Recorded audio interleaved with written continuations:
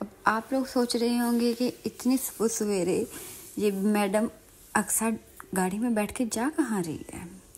आज वीकेंड था, मेरे पास करने को कुछ भी नहीं था, मैं फ्री थी, तो मैंने सोचा घूमते हैं, फिरते हैं, जाते हैं आसपास कहीं घूमने फिरने। और मैंने किया ऑनलाइन सर्च की एक पार्क। और जब मैं पहुंची उस पार्क में तो हुआ मेरे साथ प्रैंक। वो पार्क निकली बच्चों की जो कि एक प्रैंक पहले मैं अपने दोस्तों के साथ कर चुकी हूँ। मैंने एक देखी, रास्ते में टैक्सी में बैठे हुए एक जगह देखी और मुझे वो बाहर से बहुत प्यारी लगी। मैंने लोकेशन सेव कर ली और अगले ही दिन, मैं हालांकि इतनी थकी हुई थी, मैं अगले ही दिन जो है ना वो अपने दोस्तों को लिया साथ, उनको रेडी शेड किया। मेरे को बहुत प्यारी लोकेशन है, बहुत प्यारी लोकेशन है, तुम लोगों को मैं लेके जाती हूँ। तकरीबन 20 to 25 मिनट लगे हम लोग उस लोकेशन पे पहुंचने में। और जब हम उसके बाहर पहुंचे तो वो निकला एक शादी हॉल, वो निकला एक होटल। और सब मेरे मुंह की तरफ देख रहे थे। मैंने कहा वेट, इसके साथ ही एक और लोकेशन मैंने देखी है जो बहुत ही प्यारी है, बहुत ही प्यारी, बड़ी मज़े की पिक्चर्स वगैरह क्लिक करेंगे ये वो ना। और मैंने किरण का हाथ पकड़ा, चलती जा रही। और उस लोकेशन पे जितने भी लोग बैठे थे ना वो खाना खा रहे थे और खाना छोड़ के वो हमें देखने लग गए। मैंने कहा किरण, तुमने कुछ अजीब सा वेयर किया कि मैंने कुछ अजीब वेयर किया, हमें ये ऐसे लोग देख क्यों रहे हैं। तो कहती मुझे नहीं पता, मैं तो ठीक हूँ, तुम भी ठीक लग रही हो। मैंने कहा अच्छा ठीक है, तो फिर देखते हैं।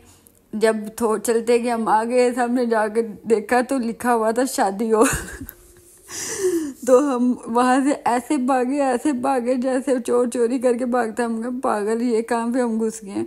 तो वही प्रैंक मेरे साथ आज हुआ। ऑनलाइन सर्च करने के बाद जब मैं एक पार्क में पहुंची तो पार्क बच्चों की थी, बच्चे सारे अपनी माओं के साथ खेल रहे थे, कोई एक भी जो है ना वो झूला बड़ों वाला नहीं था।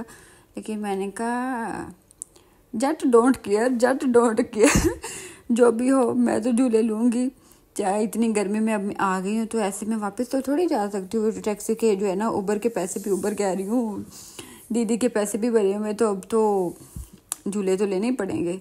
और मैंने भी झूले लेना शुरू कर दिया, बच्चों वाले झूले थे। और उनकी माएँ मुझे देख रही थी कि बहन तू उतर, हमने अपने बच्चों को यहाँ पे बिठाना है। मैंने कहा नहीं, हम झूले लेंगे।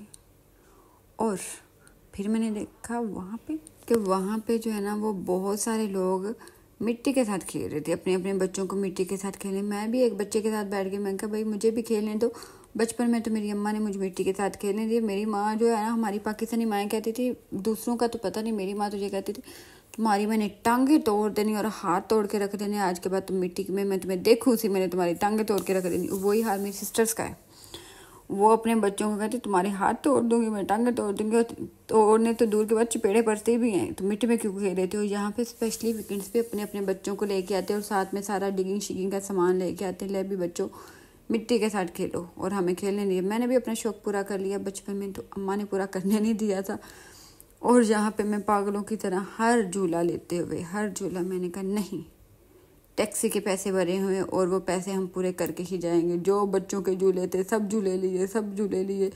लोग मुझे कहते थे बहन तू कौन से सियारी से आई है। मैंने कहा पाकिस्तान से आई हूँ, बस कुछ ना बोलो बचपन में अम्मा ने नहीं इंजॉय करने दिया। ऐसे भी मेरी अम्मा बड़ी सख्त थी, अभी भी सख्त है, अभी भी बहुत सख्त है। लेकिन उनकी सख्ती की वजह से आज हम इस मुकाम पे, तो मुझे उनकी सख्ती बहुत पसंद है। मैं कहती हूँ सबकी माँ ऐसी सख्त होनी चाहिए। और उसके बाद ही लोगों को, और इसको बाबे को देखो तुम लोग, बाबा की कब्र में टांगे और बाबा क्या कर रहा है, स्केटिंग कर रहा है। मैं उस बाबे को देख के हैरान, मैं क्या बाबा मैं इस उम्र में नहीं कर सकती हूँ जिस तरह तू अपने जो है ना बैंड होके स्केटिंग कर रहा है। खुदा तुम्हारा भला करे, तू यहाँ पे लुढ़क जाना है।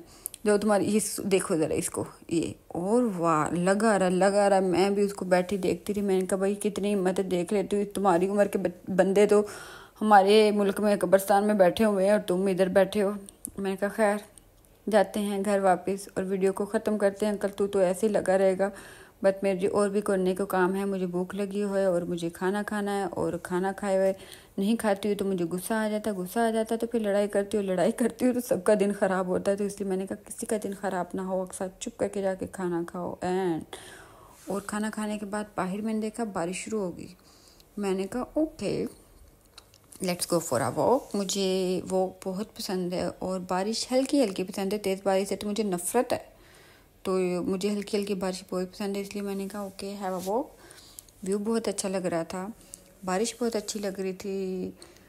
बारिश में मुझको याद आई, घर वालों की नहीं, मेरे दोस्तों की। मुझे किरण की याद आई और मुझे कॉफ़ी याद आई, मुझे मेरी चाय याद आई जो मैं कि छोड़ चुकी हूँ। मैंने कहा ओके चाय तो छोड़ चुकी, अक्सर कॉफ़ी तो पी ही सकती हो। तो मैंने कहा एज सुन एज पॉसिबल हम करेंगे अपनी वॉक को यहीं पे एंड, और will go back and drink our coffee. And I finally decided, yes, I will go back and drink my coffee, and I'm going to end my vlog here. Don't forget to subscribe my YouTube channel, watch my videos. If you like my content, you can like it. If you don't like, you can ignore it. And if you want to know more about my life here in China, you can subscribe my YouTube channel and share it with your friends. And if you have any query about China, about me, you can contact me anytime, anywhere in my any social media apps. I will reply you as soon as possible.